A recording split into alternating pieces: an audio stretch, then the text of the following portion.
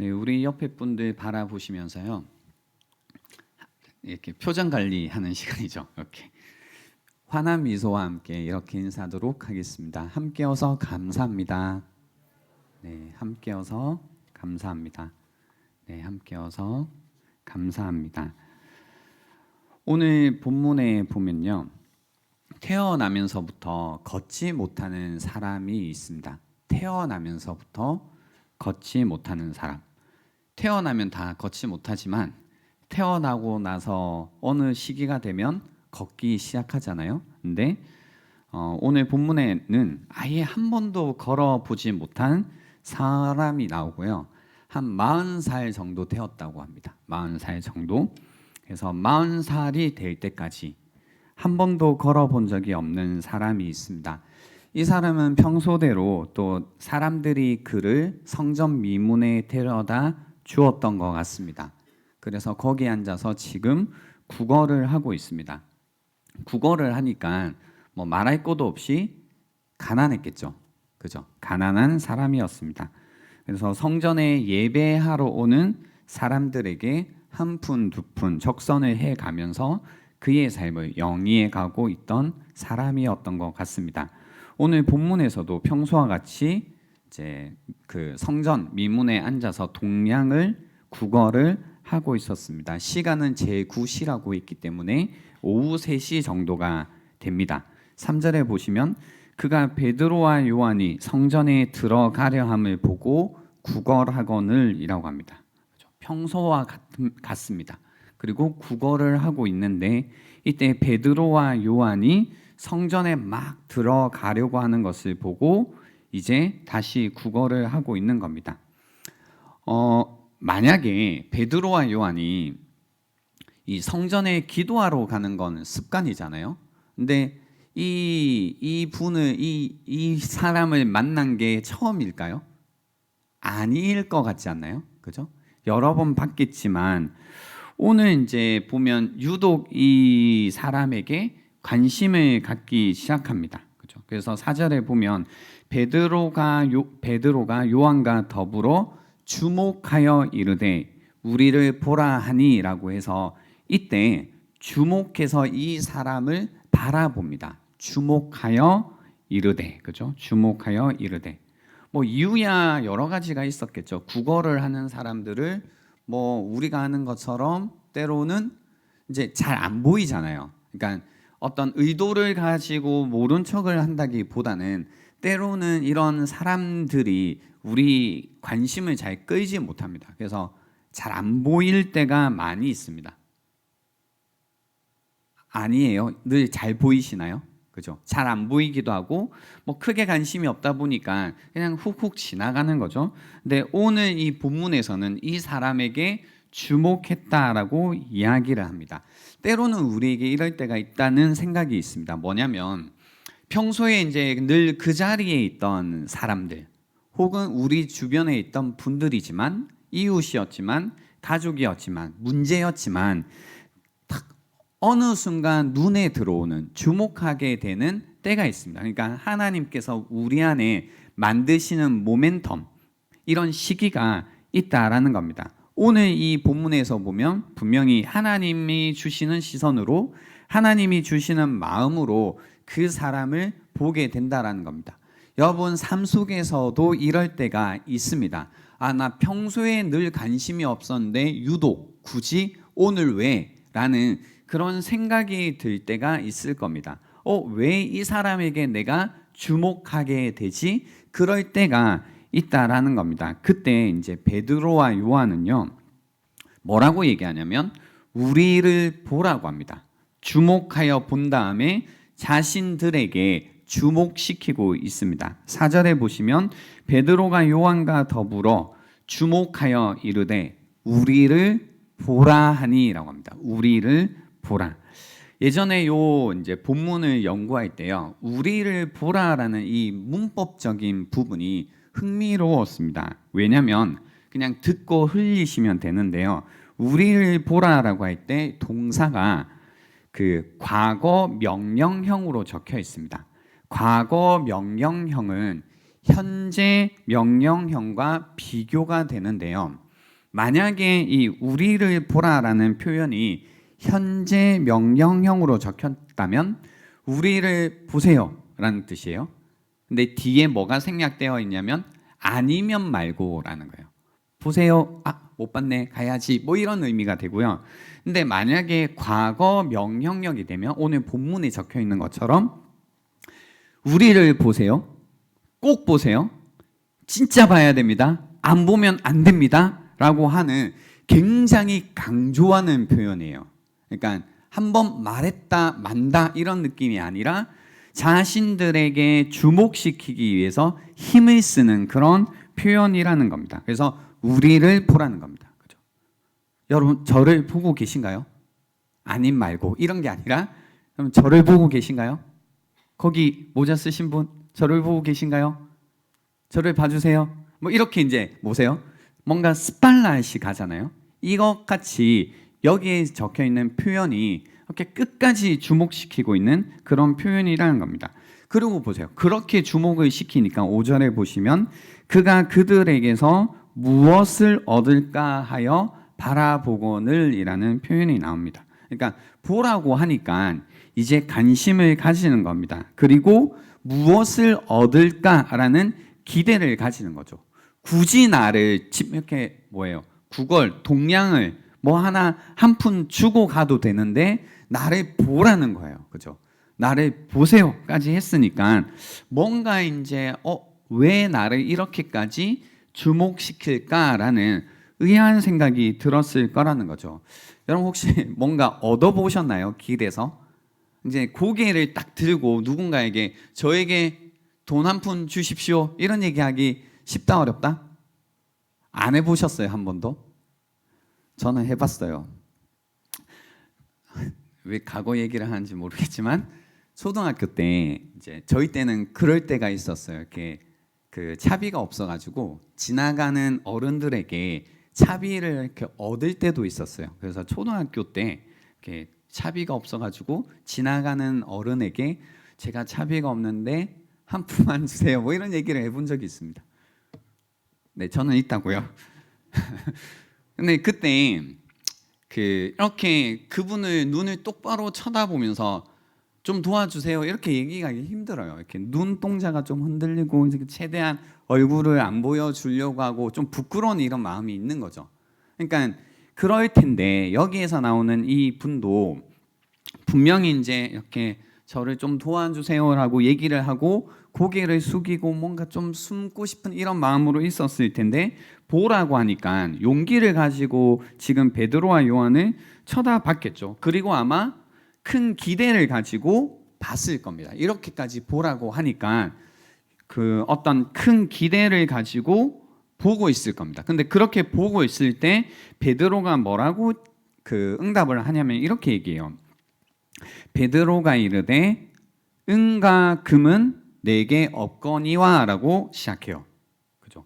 보라고 해놓고는 은과 금은 내게 없다라는 거죠. 그죠? 마치 큰 돈을 줄 것처럼 주목시킨 다음에 나한테 돈이 없어요라고 하는 것 같은 뭔가 굉장히 실망스러운 반응을 처음에 꺼냅니다.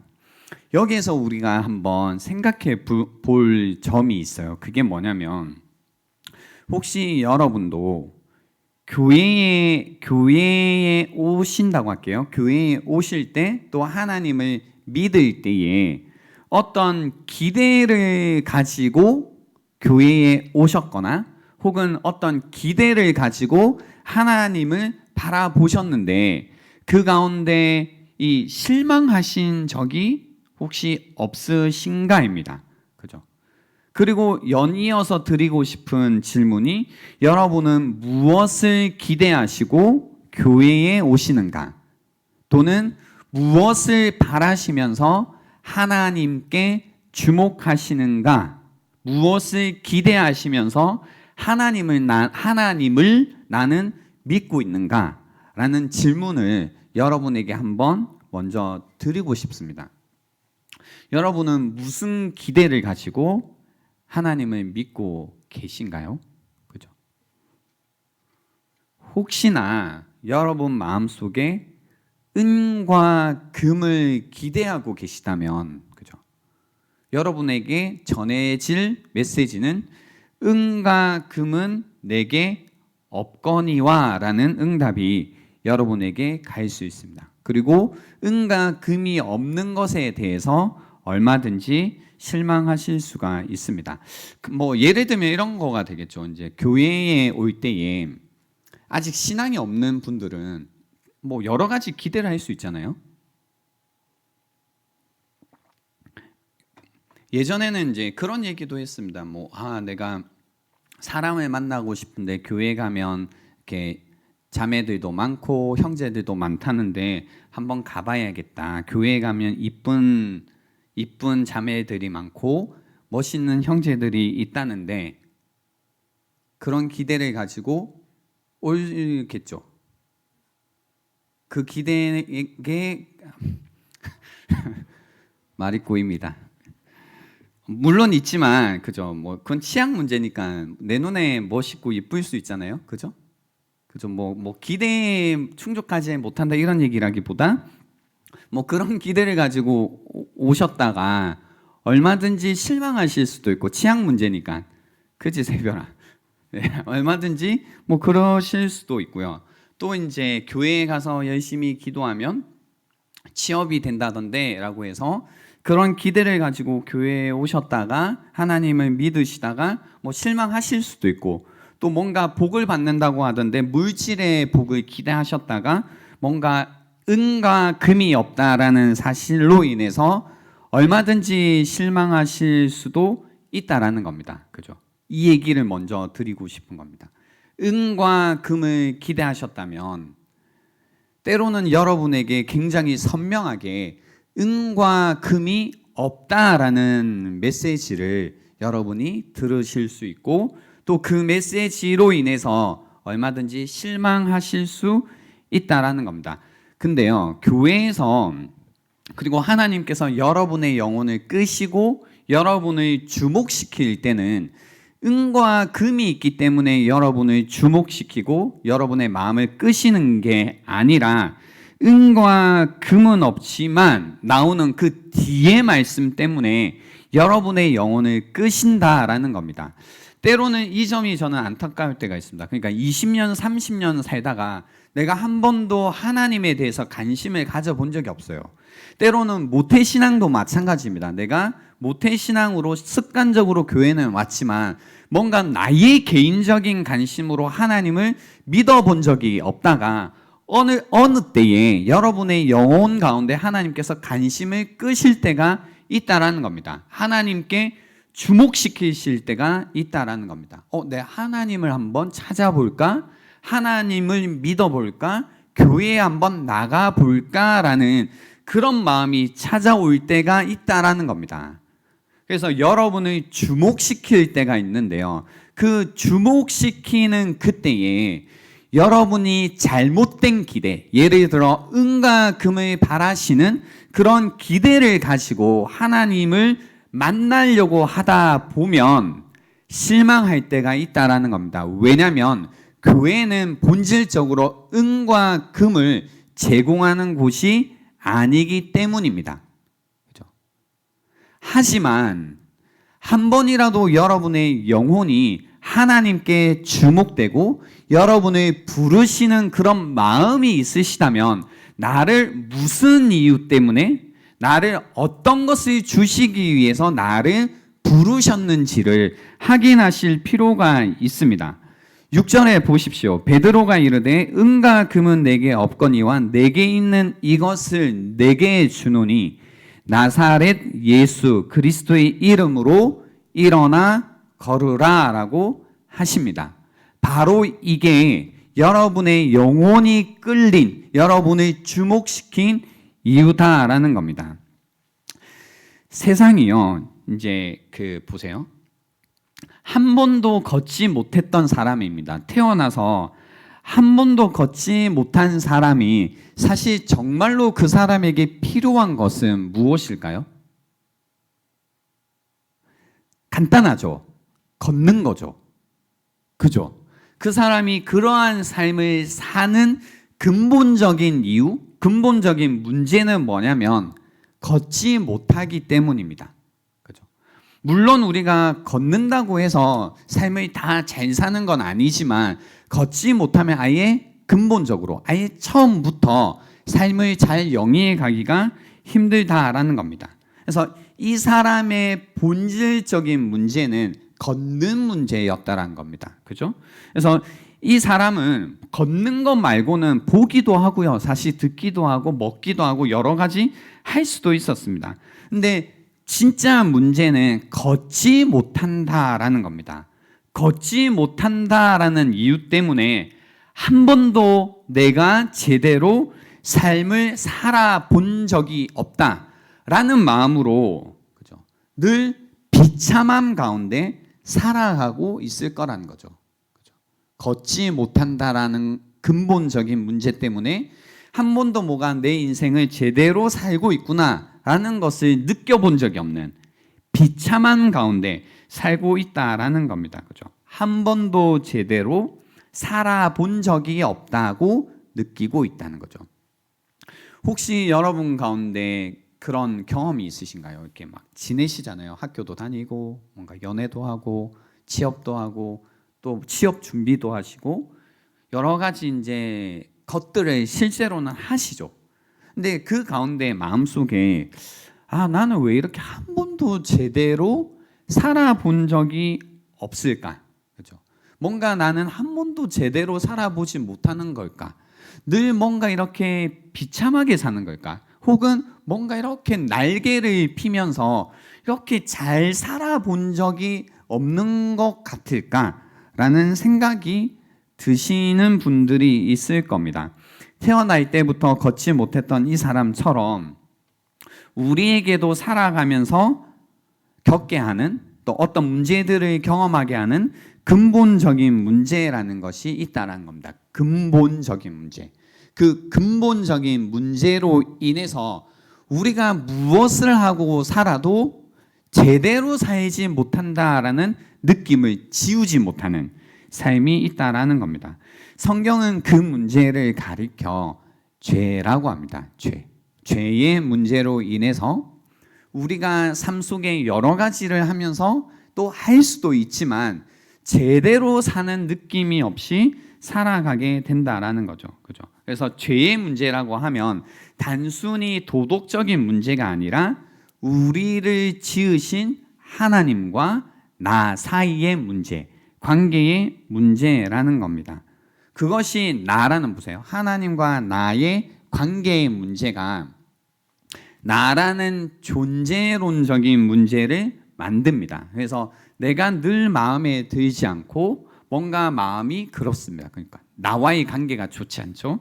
그리고 어디로 가야 하는지 방향이 없어지기 때문에 방향의 문제가 생기고 또 무엇을 위해서 살아야 되는지도 헷갈리기 때문에 목적에 대한 문제도 생깁니다. 그러다 보니 늘 나에 대한 의심 가운데 또 어디를 향해 가야 되는지 방향도 헷갈리고 또 무엇을 위해서 살아야 되는지 목적도 잃어버린 채 늘 방황하며 살아가게 된다라는 겁니다. 그죠? 죄로 인해, 죄라는 근본적인 문제로 인해 우리는 하나님을 잃고 나를 잃고 방향과 목적을 잃은 채 그 가운데 기쁨 없이 그리고 삶의 행복 없이 살아가게 된다라는 겁니다. 바로 이것이 우리의 삶을 주저앉히고 있다라는 겁니다. 지난주에 이제 3드예를 할 때요. 어떤 분이 가끔 그런 분이 계십니다. 고백이지만 질문이지만 고백을 담아 주시는 분이 계신데요. 이런 고백을 주셨습니다. 요즘 잠시만 눈이 노안이라서 요즘 원죄가 무엇인지 그리고 끊임없이 솟아나는 이 죄악들에 대해 고민하고 있습니다. 악의 뿌리가 잘리는 게 정말 가능할까요? 그런 삶을 살고 싶습니다라는 이 고백을 주셨는데요. 그러니까 그런 거죠. 원죄라고 말하는 게 정말로 뭔지, 하나님과 나 사이의 관계의 문제죠. 이게 뭔지, 그 가운데 끊임없이 솟아나는 죄악들에 대한 고민이 있으면 이 고민에 갇히는 순간 뭐예요? 뭔가 뭘 해도 내가 자유롭게 그리고 기쁘게 살기가 어렵게 됩니다. 그리고 그 질문이 뒤죠. 정말로 이 어떤 악의 뿌리라는 게 나에게서 잘리는 게, 절단되는 게, 사라지는 게 정말 가능할까? 그렇게 좀 살고 싶다라는 마음이 찾아오게 될 거란 겁니다. 그러기 전까지는 끊임없이 이 죄라는 것이 우리를 어떻게 해요? 주저앉히는 거죠. 이렇게 뭔가 좀 잘 살아보려고 해도 이렇게 탁 주저앉히는 그런 게 있다라는 겁니다. 그죠? 그래서 이 근본적인 문제라는 것. 세상은 우리에게 이제 이 근본적인 문제가 느껴질 때마다 아마 이분도 마찬가지일 것 같아요. 뭔가 원죄, 죄에 대한 고민을 하고 이 문제를 정말로 해결할 수 있을까 생각하기도 하고, 또 여러분 가운데 내 삶이 왜 이럴까? 왜 소망이 없을까? 나는 왜 이렇게밖에 살 수 없을까? 늘 이렇게 움츠려들며 살아야 되나? 뭔가 좀 이렇게 당당하게 담대하게 뭔가 자유하게 살 수는 없는 걸까라는 그 질문이 생기면 세상이 우리에게 주는 것으로 만족할 때가 있습니다. 그러니까 여기에서 동양하셨던 이 사람은 뭐예요? 동양하는 걸로 사는 거죠. 그러니까 걷지 못하는 근본적인 문제가 있지만 그것을 고칠 수 없기 때문에 그냥 생존하기 위해서, 또 자기가 이 비참한 삶을 잊기 위해서 그날 얻은 것을 먹으면서 삶을 살고, 때로는 그 가운데 좋은 게 있으면 기뻐하면서 살았을 겁니다. 그죠? 불행한 삶을 그냥 좀 잊으면서 살아갔을 거라는 거죠. 이게 늘 세상이 우리에게 주는 거긴 합니다. 그죠? 뭔가 취업을 했을 때도, 뭔가 연애를 할 때도, 혹은 결혼을 했을 때도, 뭔가 아이가 생겼을 때도, 뭔가 우리 안에 있는 어떤 공허함도 문제도 이렇게 덮어주는 것 같은 어떤 일시적인 만족을 우리가 얻기는 한다라는 겁니다. 그죠? 얻기는 한다라는 겁니다. 세상은 우리를 근본적으로는 고칠 수 없지만 뭔가 먹고 마시는 것 정도, 어느 정도의 즐거움은 우리에게 준다라는 겁니다. 그러니까 돈이 중요하죠. 돈이 있으면 이 즐거움을 더 많이 살 수 있기 때문이죠. 그래서 뭔가 좀 더 가시는 분들은 쾌락을 추구하시죠. 이 힘든 세상, 쾌락을 내가 추구해야겠다. 그래서 뭔가 느껴지는 이 고통스러운 생각도, 마음도 이 쾌락을 추구함으로써 이렇게 누그러뜨리시는 거죠. 그래서 뭔가 힘들면 나에게 내가 이제 누릴 수 없는 어떤 쾌락의 도구들을 찾아간다는 겁니다. 그것으로 일시적으로 내 문제를 잊는 거죠. 이렇게 잊고 지냅니다. 그리고 뭔가 내가 잘 지낸다라고 생각을 하지만 또 시간이 지나면 금방 그 문제로 인해, 근본적인 문제로 인해 어떤 증상들이 우리 안에 일어납니다. 때로는 이 마음을 우리가 불만족하는 삶이라고 표현하기도 하죠. 그러니까 늘 뭔가 만족되지 않는 마음을 가지고 살아가는 거죠. 그러니까 나는 걸을 수 없는 겁니다. 늘 주저앉게 되는 겁니다. 걷는 듯 해 보이지만 또다시 주저앉아서 살아가게 된다는 겁니다. 그래서 이런 사람의 근본적인 문제에 대해서 교회는요, 하나님은 세상이 줄 수 있는 은과 금을 주지 않는다라고 얘기합니다. 은과 금이 아니라 우리가 가지고 있는 근본적인 문제를 해결할 수 있는 나사렛 예수 그리스도의 이름을 준다라는 겁니다. 그렇죠?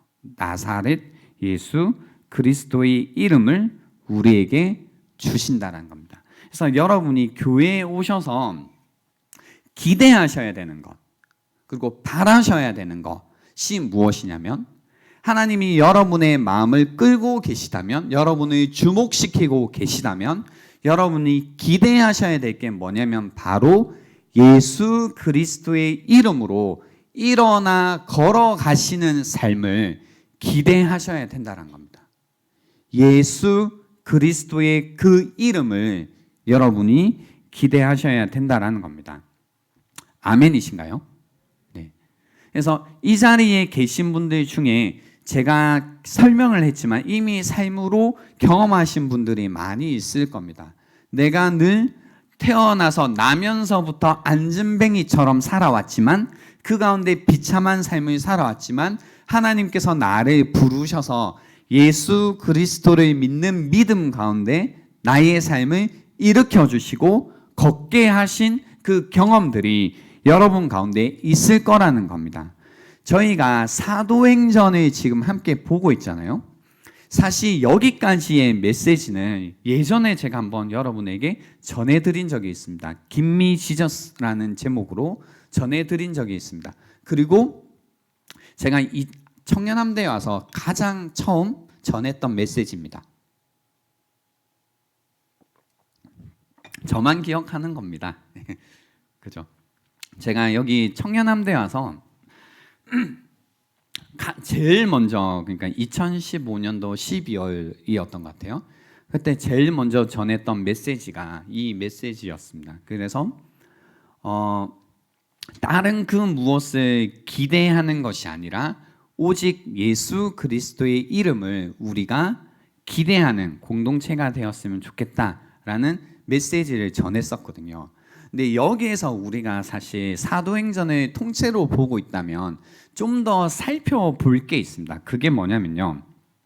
왜 사도행전 3장에 오늘 이 사건을 기록해 두었나입니다. 그죠? 그러니까 그 복음서에도 이런 이야기들이 기록되어져 있잖아요. 그러니까 우리에게 충분히 예수님의 이름에는 권세가 있고 그 이름 가운데 안진뱅이도 일어나는구나는 충분히 압니다. 그렇지 않나요? 그죠? 믿고 안 믿고는 여러분 마음이지만 그건 충분히 알 것 같아요. 그럼에도 불구하고 왜 또 반복적으로 같은 사건을 10번 적는다고 우리가 설득될 건 아니잖아요. 그죠? 그러니까 설득의 문제라기보다 왜 또 반복적으로 이 안진뱅이가 일어나 걷는 사건, 그죠? 왜 이 사건이 또 다시 한번 기록되어져 있는지를 여러분이 그 의미를 아시는 게 필요합니다. 말씀드린 것처럼 복음서에 보면요, 예수님께서 이러한 일들을 하십니다. 그래서 마태복음 4장 23절에는 종합적으로 이렇게 전합니다. 예수께서 온 갈릴리에 두루 다니사 그들의 회당에서 가르치시며 천국 복음을 전파하시며 백성 중에 모든 병과 모든 약한 것을 고치시니라고 전하고 있습니다. 그죠? 그래서 보세요. 예수님께서 하신 사역이 뭐냐면 회당에서 가르치시면서 무엇을 전해요? 천국 복음을 전하시죠. 그죠? 지난주까지 저희가 베드로의 설교를 봤었는데요. 베드로가 뭘 했냐면 예수님처럼 천국 복음을 뭐 했죠? 전파했죠. 그리고 뒤에 보시면 백성 중에 모든 병과 모든 약한 것을 고치시니라고 해서 복음, 천국 복음을 전파하시고 또한 무슨 일을 하셨냐면 그 병든 자들을 고치시는 사역을 예수님께서 하셨죠. 그리고 오늘 본문에 보면 베드로와 요한이, 예수님의 제자인 베드로와 요한이 동일한 일을 하고 있다라는 겁니다. 그래서 사도행전이 왜 지금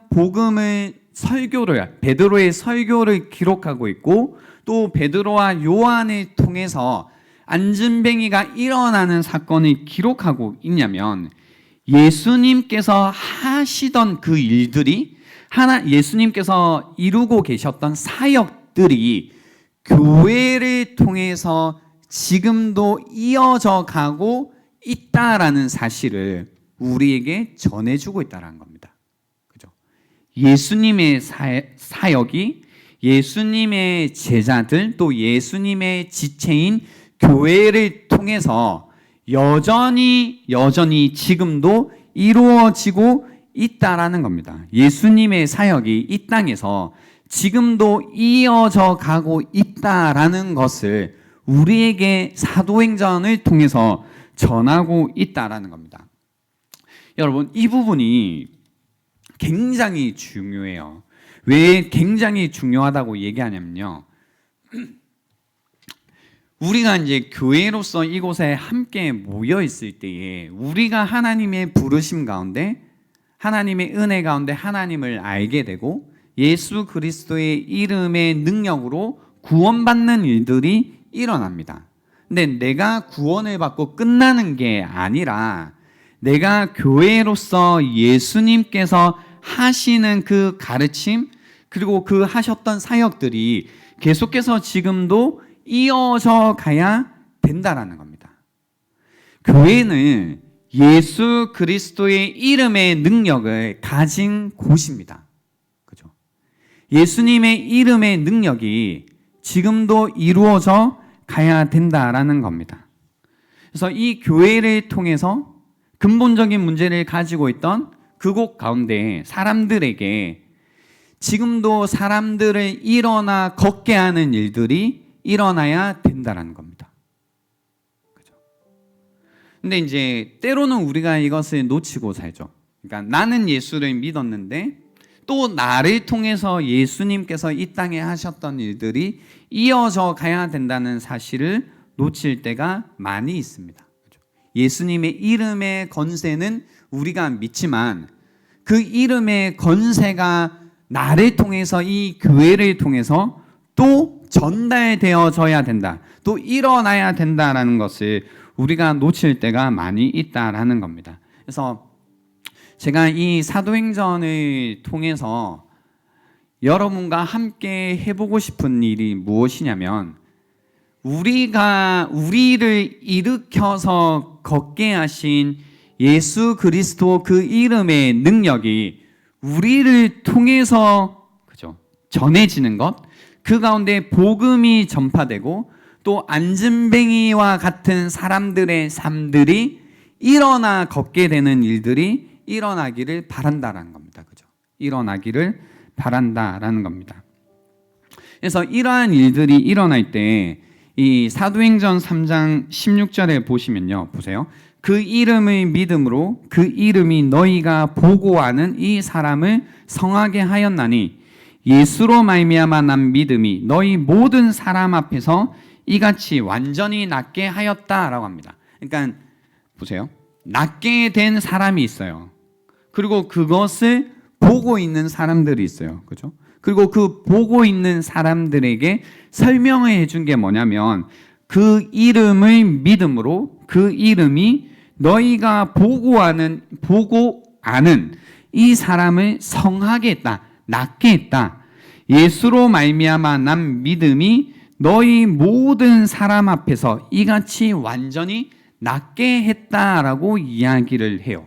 그리고 그것을 목격했던 사람들에게 베드로가 뭐라고 이야기를 하냐면요, 19절에 보면 그러므로 너희가 회개하고 돌이켜 너희 죄 없이 함을 받으라. 이같이 하면 새롭게 되는 날이 주 앞으로부터 이를 것이다 라고 이야기를 합니다. 그러니까 이게 왜 중요하냐면요, 그 안진뱅이들만 구원을 받는 게 아니라는 거예요. 그죠? 일어나 걷는 것을 목격했던 모든 사람들에게, 그것에 대해서 의문을 품고 뭔가 궁금해하는 사람들에게 베드로가 뭐라고 전하냐면, 이것을 보았니? 이것이 예수 그리스도의 이름으로 낫게 되었다. 그러므로 이거죠. 그러므로 너희가 회개하고 돌이켜 너희 죄 없이 함을 받으라. 이같이 하면 새롭게 되는 날이 주 앞으로부터 너희에게 이를 것이다 라고 이야기하는 겁니다. 바로 이 메시지가 교회로서 우리가 전해야 되는 메시지고, 또 이 자리에 계신 모든 분들에게 전해지는 메시지라는 겁니다. 너희가 회개하라는 겁니다. 마음을 바꾸라는 겁니다. 여러분, 회개하시라는 겁니다. 마음을 바꾸라는 겁니다. 그때 어떤 일이 일어나냐면요, 죄 없이 함을 받는다라고 합니다. 죄 없이 함. 여러분이 회개할 때 일어나는 일이 뭐냐면 죄 없이 함이 일어납니다. 죄 없이 함을 받는다라는 건 뭐냐면 씻어내린다, 지우다라는 뜻입니다. 우리 안에 있던 어떤 죄라는 것들이 우리가 회개할 때 어떤 일이 일어나냐면 지워진대요. 맑게 지워진대요. 완전히 빼버린다라는 얘기입니다. 그죠? 우리가 회개할 때 어떠한 일이 일어나냐면요, 예수 그리스도의 그 이름 안에서 우리를 계속해서 괴롭히고 있는 죄의 목록들이 깨끗하게 지워지는, 그죠? 죄 없이 함을 받는 은혜가 임한다라는 겁니다. 여러분이 이 말씀을 믿으셔야 돼요. 그죠? 제가 무언가를 믿으라고 얘기를 잘 안 하거든요, 생각보다. 근데 이 말씀은 여러분이 믿으셔야 됩니다. 뭐냐면 내가 회개할 때에 죄 없이 함을 받는다라는 것을 믿으셔야 된다는 겁니다. 왜 믿어야 된다고 말씀드리냐면, 때로는 우리가 예수님을 믿는다고 하지만 우리 안에 있는 어떤 죄의 문제들이 사라진다, 지워진다, 죄 없이 함을 받는다라는 것을 경험을 잘 못해요. 그렇죠? 죄 없이 함을 받는다라는 것은 정말로 깨끗해지는 거거든요. 여러분 혹시 뭔가 깨끗해지는 은혜를 누려보셨나요? 그러니까 내가 무언가를 잘못했어요. 근데 정말로 누가 그것을 완전히 지워주는 거예요. 그거 그냥 없는 것으로 내가 지워줄게, 한 번도 일어나지 않은 걸로 해줄게 라는 이 지워지는 것, 완전히 사라지는 것. 그러니까 우리가 사실 이런 경험들이 부족하거든요. 관계 속에서도 마찬가지죠. 누군가에게 무언가를 잘못하면 뭐예요? 늘 쌓아두죠. 뭘 해도 지워져 본 경험이 적으면 늘 아유 네가 그렇지, 네가 그때 그래서 그렇지, 늘 이런 어떤 뒤끝 가운데 살아가다 보면 이런 말씀을 믿는 게 어렵지만, 성경은 우리에게 뭐라고 하냐면 너희가 회개하고 돌이켜 뭐예요? 너희 죄 없이 함을 받으라 라고 이야기하시는 거죠. 그리고 이어지는 말씀이 새롭게 되는 날이 주 앞으로부터 이를 것이다 라고 해요. 여기에서 새롭게 되는 날이란 무슨 뜻이냐면요, 그 새롭게 되다가 이 단어가 좋더라고요. 원어는 아납시크시스라고 하는데요, 단어의 뜻은 그겁니다. 휴식 혹은 위안 또는 원기 회복이라는 뜻이에요.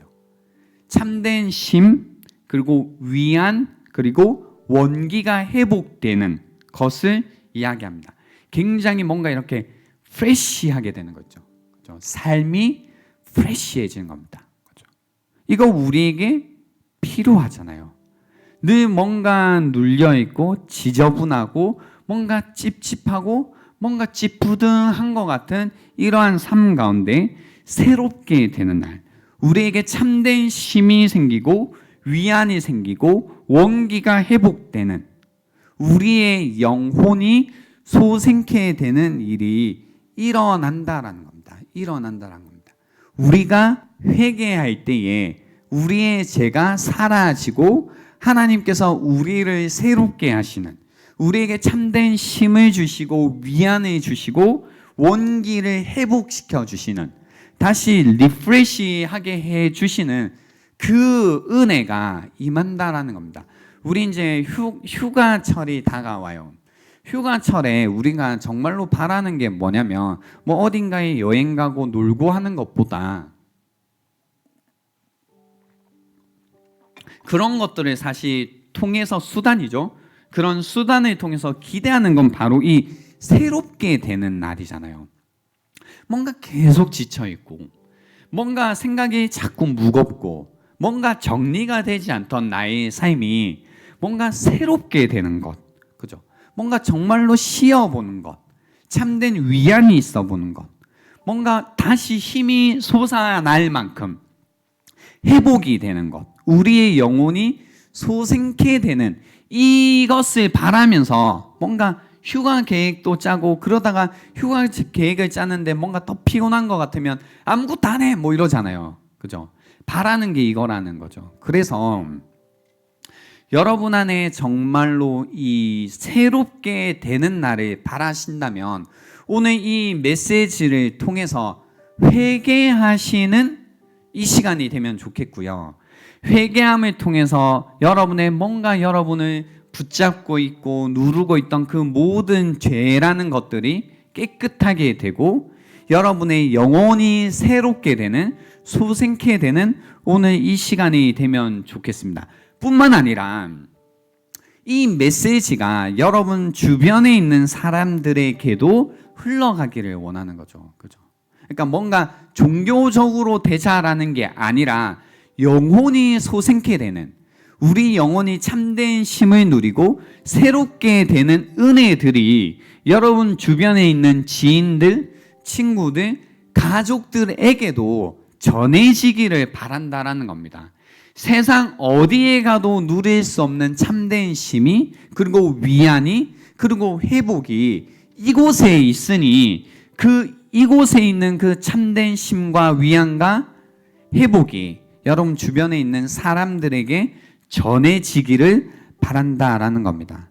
그래서 우리에게도요, 평생 평생 걷지 못하고 있다가 일어나니까 막 발목과 7절에 보면 발과 발목이 곧 힘을 얻고 뛰어서서 걸으며 그들과 함께 성전에 들어가면서 걷기도 하고 뛰기도 하며 하나님을 찬송했다고 해요. 그래서 이 예수님의 이름을 통해서 우리도 뛰어서서 걸으며 걷기도 하고 뛰기도 하며 하나님을 찬송하는 일들이 이 가운데 일어나면 좋겠고요. 또 여러분의 복음을 전하는 일을 통해서 그걸 함께 보면 좋겠어요. 막 기뻐하는 거죠. 기뻐서 뛰는 모습, 그 가운데 하나님을 찬양하는 그런 모습들을 우리가 함께 볼 수 있으면 좋겠다는 겁니다. 이게 바로 사실은 교회의 모습이거든요. 언제나 일어나지 못했던 사람들이 일어나 걸으며 뛰며 성전에 들어가잖아요. 하나님께 들어가 하나님께 받아들여져서 함께 그 하나님을 찬양하고 예배하고 기뻐하는 일들이 일어나는 곳이 바로 이 교회라는 곳이라는 겁니다. 그래서 이 교회가, 우리 이 청년 함대가 더욱더 교회다운 곳, 그래서 예수 그리스도의 이름의 능력을 가진 곳이요, 그리고 그 이름의 능력으로 걷지 못하고 있는 사람들이 일어나 걸으며 우리를 걷게 하신 그 하나님으로 인하여서 기뻐하고 찬양하고 예배하는 그런 이 청년 함대가 되면 좋겠습니다. 그리고 우리가 이 일을 위해서 선교를 가잖아요. 그래서 이번 선교를 가서도요, 우리가 만나는 이제 청소년 아이들이 분명히 이제 이 사춘기 때 엄청 고민들이 많잖아요. 나는 과연 꿈을 꿀 수 있을까? 그 꿈이 이루어질까? 나는 어디로 가야 될까? 나는 어떻게 살아야 될까? 나는 누구일까? 하면서 사실은 다 이렇게 주저앉아 있잖아요. 나면서 한 번도 일어서서 걷지 못한 사람들처럼 이렇게 다 주저앉아 있잖아요. 그래서 이번에 이 친구들에게 우리가 복음을 전함으로써 하나님을 만남 가운데 일어나 걷고, 그리고 걷기도 하고 뛰기도 하며 하나님을 찬양하는 그런 시간을 우리가 함께 기대하면서요, 이번 이 백령도 선교를 함께 가기도 하고 또 보내기도 할 수 있으면 좋겠습니다. 이 시간 드리겠습니다. 오늘 들었던 말씀을 여러분이 묵상하시면서요, 나는 정말로 이 하나님의 부르심 가운데, 하나님의 주목하심 가운데 봐야 할 것을 보고 있는가? 정말로 나사렛 예수 그리스도의 이름을 내가 바라보고 있는가? 그 이름의 능력 가운데 나는 일어나 걷고 있는가를 여러분이 묵상해 보시고요. 그 가운데 나는 정말로 걷기도 하고 뛰기도 하며 하나님을 찬송하고 그것이 너무 기뻐서 또 주변에 있는 사람들에게 이 메시지를 전하고 있는지 생각해 보시면 좋겠습니다. 또한 회개의 메시지가 필요하신 분들은 오늘 이 회개의 메시지를 여러분이 받으시면 좋겠습니다. 그 가운데 제 사함을 받으시고 또 여러분의 영혼이 다시 한번 새롭게 되시는 오늘 이 시간이 되면 좋겠습니다. 시간 드리겠습니다.